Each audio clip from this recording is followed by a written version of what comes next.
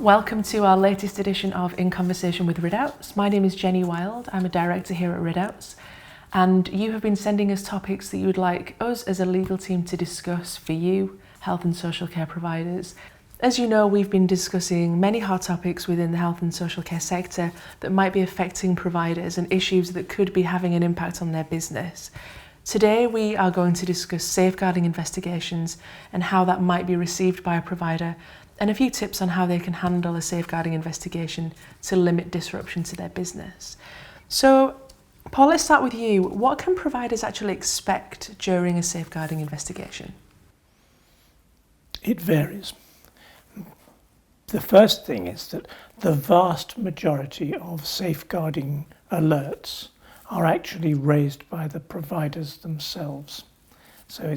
And there's a great pressure from the safeguarding team and from CQC that incidents that have happened, concerns that have happened are raised. Now, the first thing to be clear about a safeguarding is it doesn't involve any acceptance or even assumption that something has gone wrong or that somebody is to blame.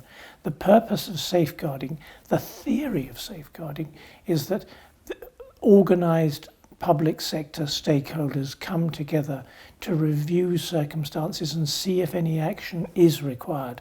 Sadly, CQC particularly tend to infer from a number of safeguardings that suggests wrongdoing. That's completely wrong. And so the first thing I would say, Jenny, is that providers don't need to be concerned about safeguarding. It's part of the process. But also they should be careful to think very clearly before they raise a safeguarding alert, because many things that are not safeguardings get into the system and then create a false illusion of how much problem there might be in the homes. If you say to the public, there have been 17 safeguarding alerts, the assumption is that people are being badly treated, and that's not a correct assumption at all. So you need to be very, very clear. In order to be a safeguarding, there has to be a suggestion that somebody has been or is suspected of being abused, and that means that they've been harmed or placed at risk of harm. Ordinary day-to-day operational activities, errors in staff behaviour or complaints from relatives are not safeguardings necessarily. They might be or they might not be. So think about it carefully and don't just go reporting everything you possibly can. In theory, safeguarding applies to any interaction with vulnerable people in a care setting. Sadly, safeguarding authorities see this as a one-way traffic of investigating providers, not sometimes themselves, where their own failings or lack of funds may have led to a difficult situation for a particular service user. So what do you expect? You should expect not to be frightened, not for your staff to be aggressively attacked, but that there will be an external inquiry and you should be ready to answer it. And how, Anna, can providers help that process along? As Paul's mentioned, there will be an investigation. What can providers do to limit kind of risk? And well, the best thing to do is to request full details of the allegations, so that you're fully aware of the potential case that's against you. If you're invited to a meeting, request an agenda prior to any meeting so that you know what's going to be covered, and also so that it ensures that the agenda is stuck to in the meeting. Something else that can be really helpful is if you bring someone along to the safeguarding meeting with you who's just there for the purpose of taking detailed notes. It's also worth considering legal representation, because quite often that can change the overall sort of approach that will be taken in the meeting. They're probably the main points. And Anna, I think that providers can sometimes think that taking legal representation to a safeguarding meeting can be quite a bold statement, and they might not want to go that far with whoever's investigating the issue. Paul, what would you say to that? I'd approach it on a case-by-case basis. It can be seen as defensive.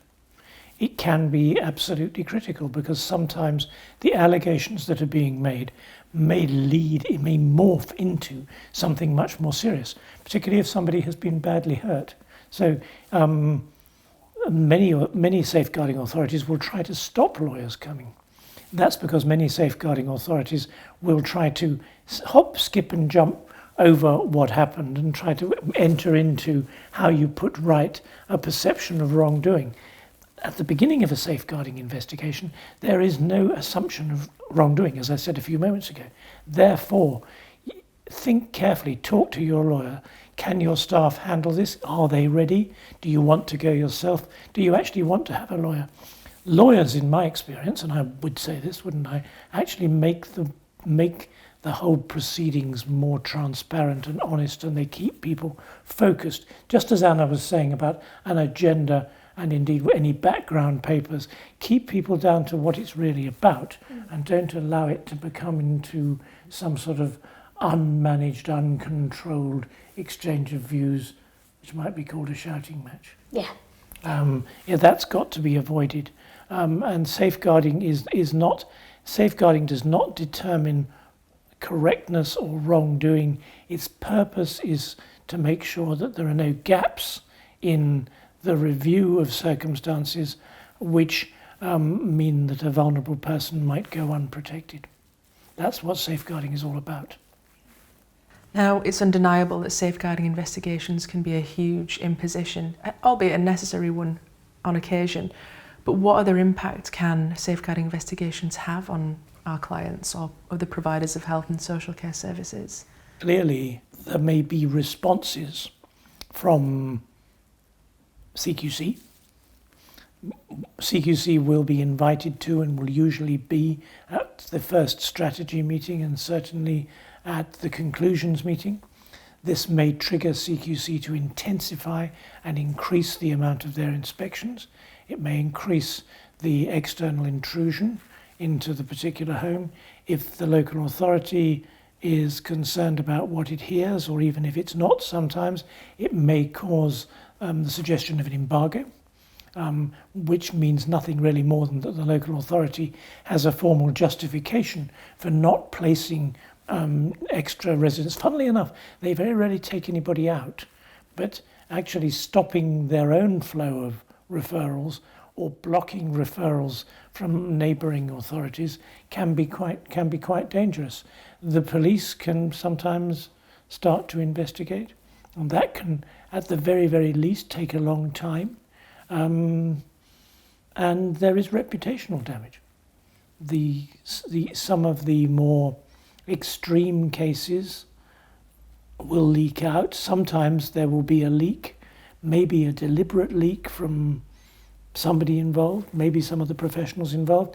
Sadly, sometimes the aggrieved relatives, or maybe even the service users themselves. The press will get hold of this, and as we know, the press will then add up what they want to add up and sometimes present a wholly unfair position, which ought to be happening behind closed doors. All safeguarding meetings are supposed to be private, and what is said is entirely confidential. However, this is the real world, and if somebody leaks it out, as we've had in cases, there's not a great deal that you can do about it, particularly when it's out there. The stable door is not to be shut because the horse has bolted, as they say. Mm-hmm. Indeed. A lot of clients come to us, Paul, asking when they are able to investigate safeguarding allegations made against them. With the involvement of the police, the waters can be a little muddied. What would you advise? Well, the first and clear thing is that the person who is most interested in what has happened, particularly if there are allegations of potential wrongdoing, which may involve staff members, that's the homeowner, the home provider, the manager. They are not restricted and cannot be restricted by anyone except for possibly the police. And the reason for that is that it is an offence to obstruct or interfere with the police in the course of an inquiry. But be cautious here. Not very, very few of these events will actually lead to a serious police inquiry. The police can be asked any reason why we shouldn't investigate. And if the police say, yes, we don't want you to investigate because you may infect the quality of the evidence trail, then that's obviously relatively short term, so keep them under pressure. But if somebody from local authority safeguarding or an inspector or someone says, you are now not allowed to investigate all of this, I'm afraid that's total bunkum. And in fact, I would also say when these events occur, if you are concerned, get investigating very quickly. Get investigating before anyone tells you you can't. Get investigating before the police come. In the most serious of cases, if someone's died, for example, then probably the police may be among the first, in which case it may be difficult to get ahead. But I have had cases where the police have come in 5 or 6 days later and an opportunity has been missed.